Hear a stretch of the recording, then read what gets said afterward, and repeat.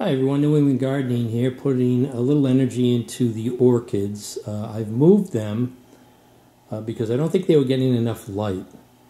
And I was going to get like a grow light, fluorescent lights, but I said, hey, why don't I just put the sun to use?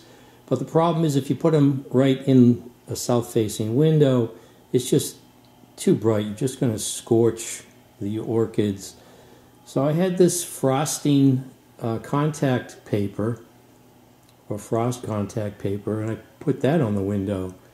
So I don't know if it's too much light for the Phalaenopsis, but it might be okay for the Cattleya. I came across a New York Botanical Garden website that has information on the light requirements, and the light can be measured in lux or foot candles. And outside direct sun is about 10,000 foot candles, and it says that a south-facing window, I guess depending on if you get maybe one of those energy-efficient windows, you can really start cutting down on the light. So maybe it's like 5,000 when it's coming through the window, and that's just too much even for the Cattleya. The Cattleya might, you might get by with 2,000. I think it's mentioning like 2,000 to 3,000 foot candles.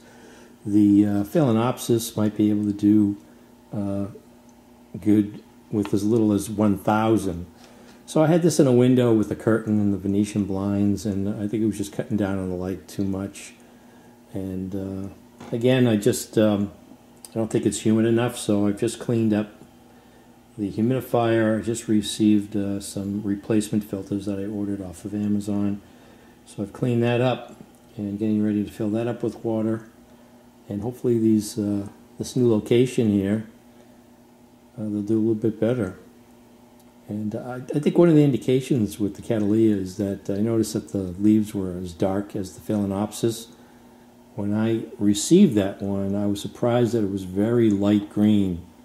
And I guess that's normal. They don't, for a Cattleya that's getting the proper amount of light, it's a lighter green, and it was probably darker because it wasn't getting enough light. So here's that Phalaenopsis that I almost killed that I had down to the size of my thumbnail. So it's coming along, putting out roots similar to this one here. This started putting out some more air roots here. But none of these bloomed, so I'm thinking that's one of the indications that they weren't getting enough light. So we'll see what happens once I have it in this window now. Only the second day it's been in the window, and I'll get this humidifier cranking. But yeah, there's some useful information out there. Again, this is the New York Botanical Gardens website. I just Googled for orchid light requirements, and they've got a nice chart here. And they have also temperatures. The Cattleya like cooler temperatures during the night. So I sort of have it near a radiator. So I don't know if that's, I mean, it's like 4 feet away. But you can see here, Phalaenopsis, maximum low light. And then it says the Cattleya, maximum high. They actually have different humidity requirements too. Cattleya coming in around 40%, and the Phalaenopsis about 50 to 60%. Maybe that's why you get so many roots. Also warmer temperatures for the Phalaenopsis.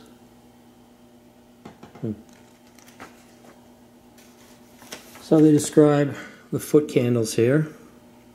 Let's see, before choosing an orchid, be sure to determine if you will grow favorably under your light conditions, if it will grow favorably under your light conditions. And it goes on to mention bright sunlight outside, about 10,000 foot candles. South-facing window, about 5,000. And orchids which have too little light will look lanky and not bloom properly, while those plants receiving too much direct sun will have sunburned foliage. So Vanda and Cattleya have high light requirements between 2 and 5,000 foot candles.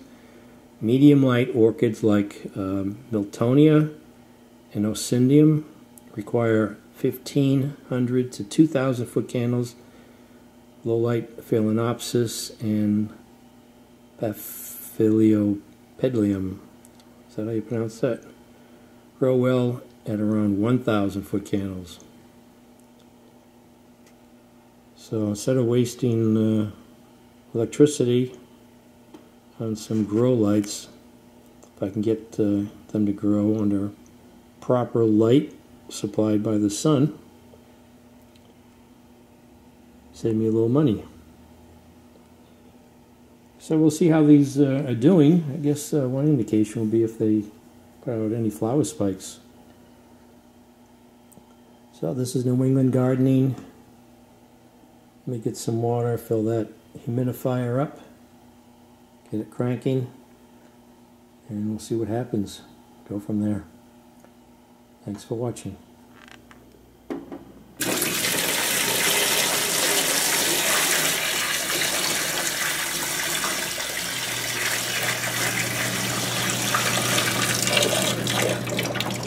And she's running.